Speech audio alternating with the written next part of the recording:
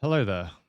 I'm going to show you how to fix the issue where Dota 2 anti-cheat was unable to verify that your machine is secure whilst using Dota 2 via Steam, which incidentally is actually the only way to play Dota 2. So the first method we're going to do is, first of all, open up Steam, go to your library, find Dota 2, right click on Dota 2, and then click Properties. With the property window now open, what I suggest you do is go to your launch options and copy any launch options that you have and paste them in like a notepad or something, and then delete all launch options here. After you've done that, navigate to installed files and then select verify integrity of game files.